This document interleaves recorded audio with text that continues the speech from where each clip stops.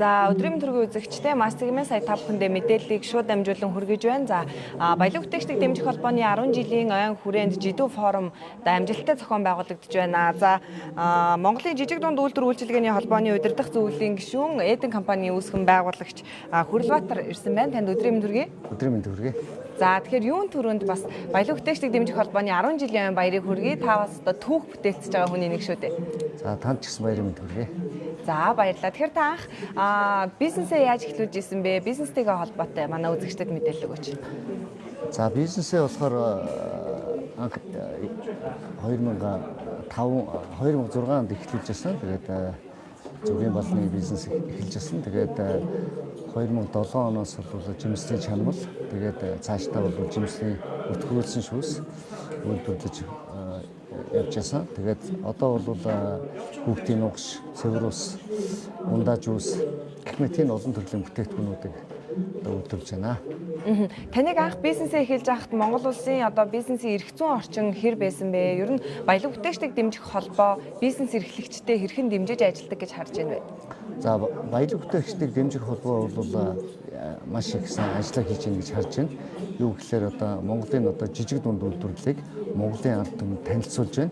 Одоо тэр болгоно бол жижиг дунд үйлдвэрлэл бол бас телевизээр ярилцлага өгөх одоо нэвтрүүлэгт орох боломжгүй байдаг. Гэтэл баялаг бүтээгчдийн дэмжих холбоо маань энэ олон үйлдвэрүүдээр явж Монголын ард түмэнд бас танилцуулж Монгол үйлдвэрлэлүүдийг одоо нэвтрүүлэгтээ орцуулснараа бас нэлээд одоо үр бүтээлтэй ажил болж байна. Тэгэхээр одоо ерөнхийдөө бизнес эрхлэгчдийн төлөөдөл өнөөдрийн энэхүү форумд оролцож байна шүү дээ. Тэгэхээр бас өөрсдийнхөө дуу хоолойг ч гэсэн хүргэж байна. Таны хувьд удирдах зөвлөлд ажилдаг. Тэгэхээр энэ гишүүдээс ирж байгаа одоо баялаг бүтээгчдээс ирж байгаа санал санаачлагуудыг хэрхэн хүлээж авч гин вэ?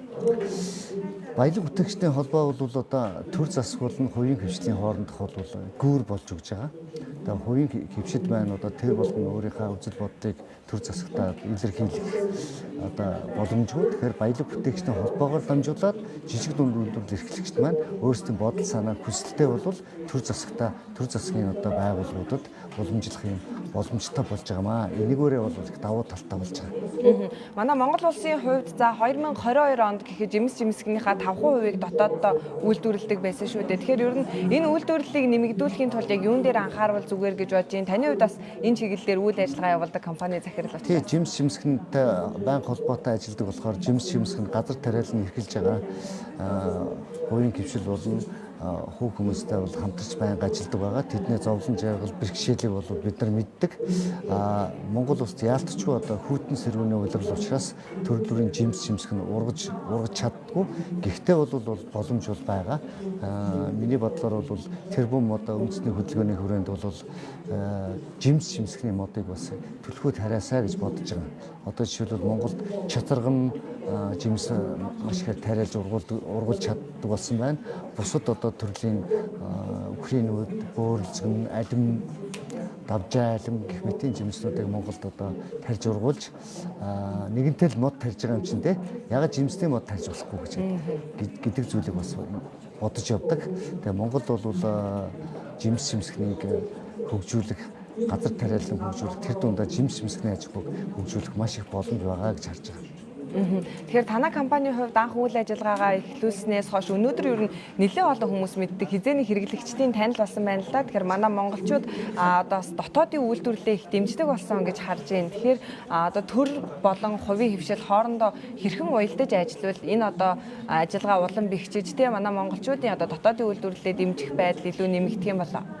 Ер нь бол төр засаг бол одоо сүүлийн үед бол ер нь дэмжлэг багтаа байсан. Сүүлийн үед бол төр засаг маань ялангуяа хүнсний хувьсгал хөдөлгөөн бий болсноос хойш бол жижиг дунд үйлдвэрлэлүүдийг маш ихээр дэмжиж байна. Жижиг дунд үйлдвэрлэлүүдийг Монголын ард түмэнд танилцуулж байна.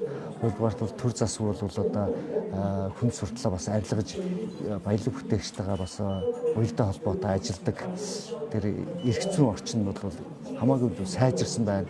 Гуравдугаарт нь бол баялаг бүтээгчдүүд бол урт хугацаатай хөнгөлөлтөй зээл өгч байна. Энэ нь бол баялаг бүтээгчдүүд маш их одоо хэрэгцээтэй зүйл байсан. Хуучин бид нар одоо жилийн 21%, 23-4% хүүтэй зээл авдаг байсан бол одоо жилийн 5% хүүтэй 5 жилийн хугацаатай зээл авснаар бол Монгол улсад бол